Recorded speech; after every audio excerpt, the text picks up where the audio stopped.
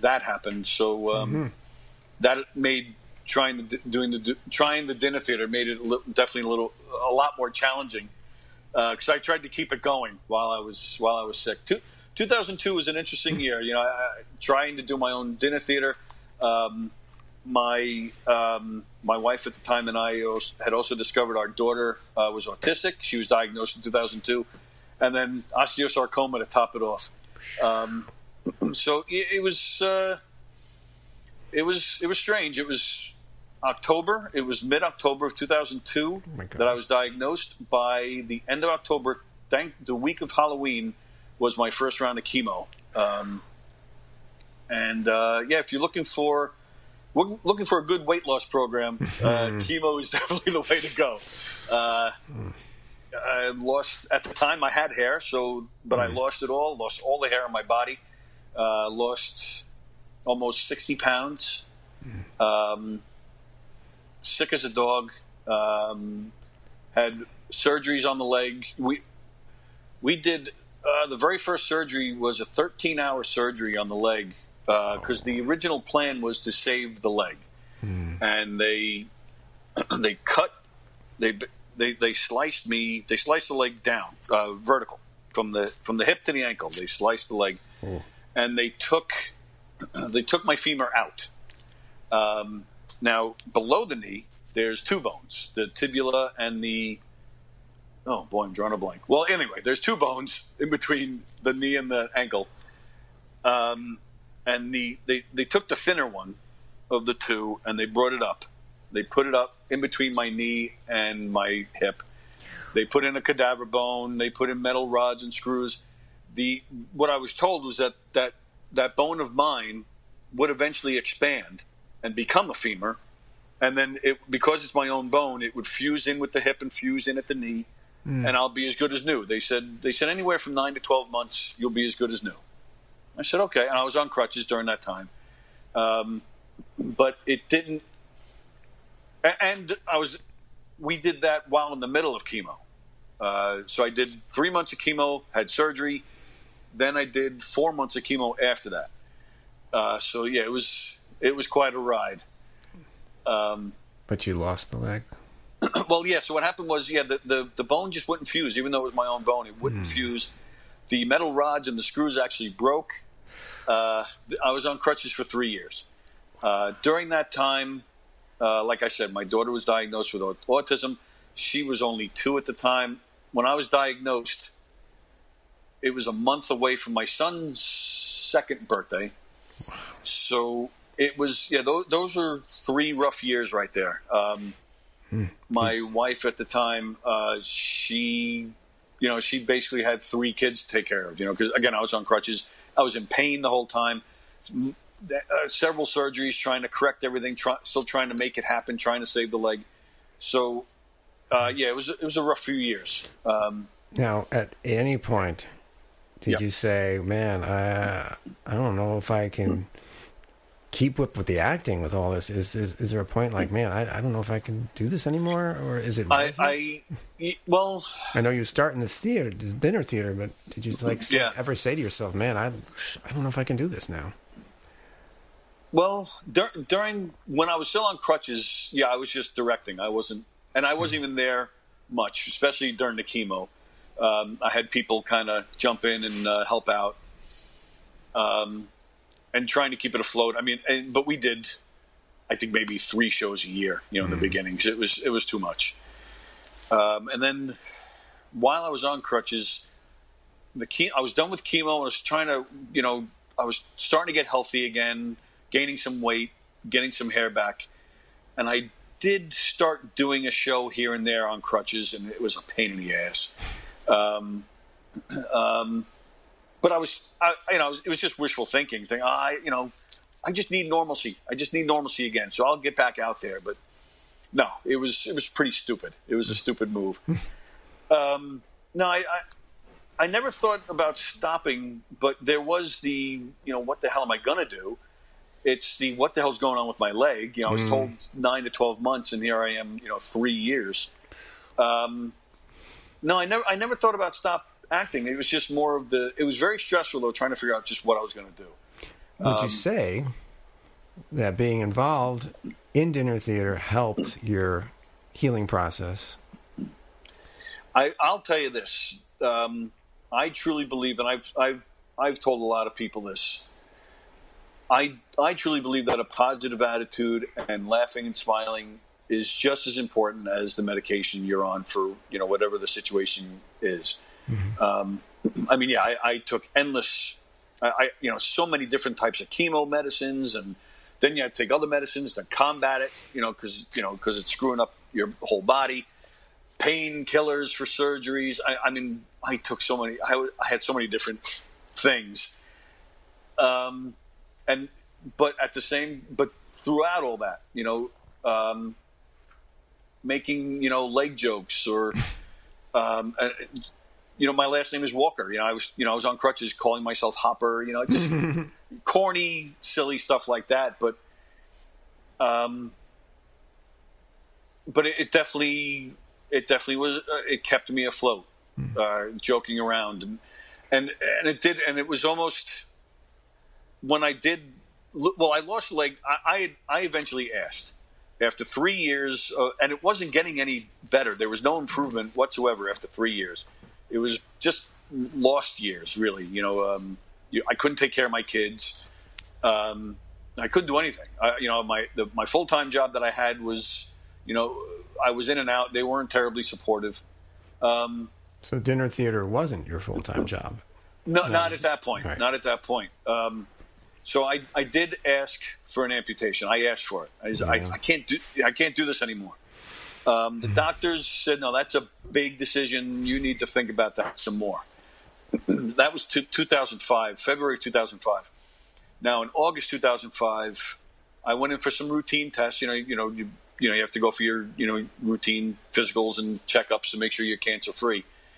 And they thought, because there were so many surgeries on the right leg, it was just a mess in there. And eventually I was getting MRIs and X-rays, and they couldn't even figure out what was going on. They couldn't even get a clear picture of what it looked like in there.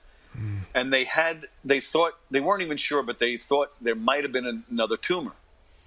They said, we don't think it is. We think it's just because we're not getting a clear picture because there's so much going on in there, but we have to open you up just to be sure.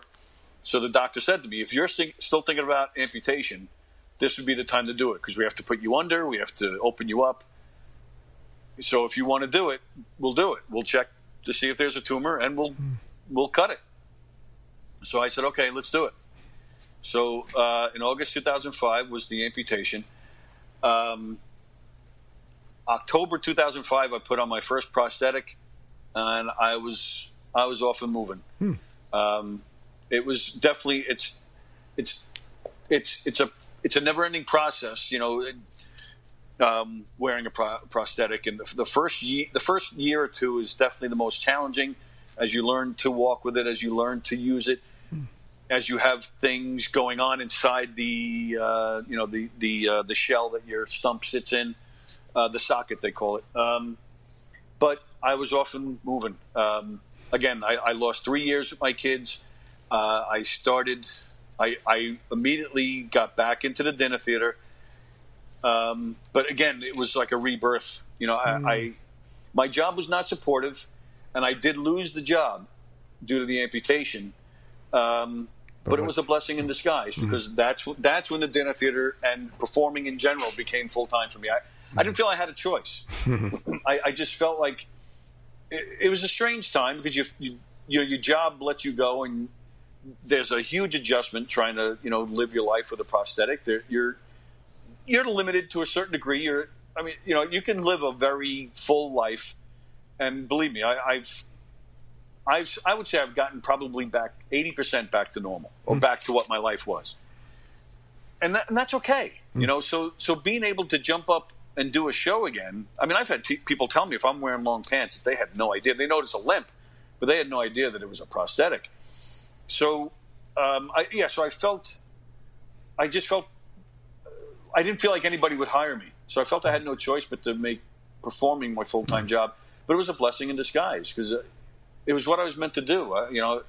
That's when we started, getting more work. doing dinner theater. And like I said, ended up, where we're doing at least 60 shows a year. Then I started doing other work as well, doing other productions and doing an occasional background part in a film or something. And it's been fine. I'm even typecast. I've done some extra work on TV shows where they needed a one-legged veteran. Well, I'm not a veteran, but they dressed me up in the camouflage clothes, and there I am, sitting in a wheelchair with one leg. So and again, it's fun. I love this stuff. So again, it was a rebirth that made me appreciate performing again. Been able to get out there and do it, and again, made it a full-time job. Whether it's dinner theater, murder mysteries, game shows, children's shows, doing films, just kind of mixing it all up and making a living, making it a full-time job. I'm not making the type of money that I made at my day job, but I made money, but I would come home sick to my stomach, because, it was a tough job. I was a big union guy. I was a union rep. So, I'd be fighting with somebody, every single day, over working conditions and coming home sick to your stomach or just pissed off. And I wasn't doing that anymore. I'm, coming home happy because I just had a great time performing at a dinner theater show, So I do feel I got my life back. And cancer led me on that path. So in a strange way, cancer was one of the best things that happened to me. Yeah, that is amazing stuff, because some people will probably say, why me? Why is this happening to me? And little do they know. Did you go through that, the why me part? Yeah. Yeah, and it still happens, but and you need to have those pity parties. You need to kind of let that out of your system. Yeah. And no matter what it is, whether it's, losing your leg to cancer or just cancer in itself or anything. You wearing glasses, you might say, why me? There's always a reason, it doesn't have to, in my opinion, doesn't have to be something as extreme as losing your leg. There's worse things that can happen, and somebody somewhere is going through something worse, but your situation still sucks too. And you need to get that frustration out of your system, as long as it doesn't define you. That's how I see it. I just don't want it to define me. I don't want to be that. Here comes that guy who had cancer. Here comes the one-legged guy.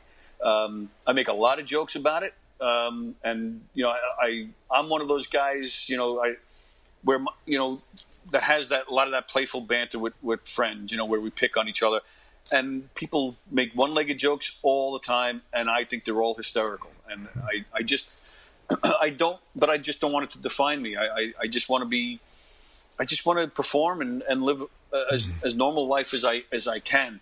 I'll tell you, when I first started chemo, again, losing all sorts of weight and just being sick the whole time. But I had to go to NYU in New York City for my treatments, and I would go every other. It was really amazing. They do such a phenomenal job. They have this. So you have the hospital, but they had one floor set up like a hotel, where because people like myself, we would get chemo pumped into us not 24/7, 24/5, Monday through Friday, 24 hours a day. There was crap being pumped into my system, so you couldn't go home. So they had this one floor set up for people like that, but at least they'd have a nice room to relax in.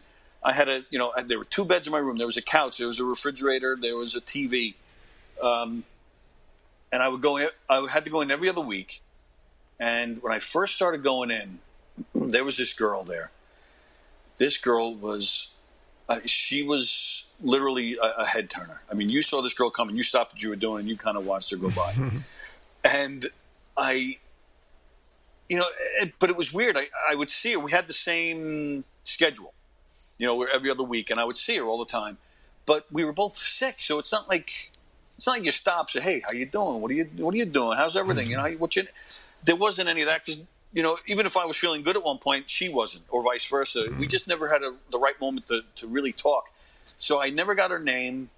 I never knew exactly what her story was. But I'll tell you, she had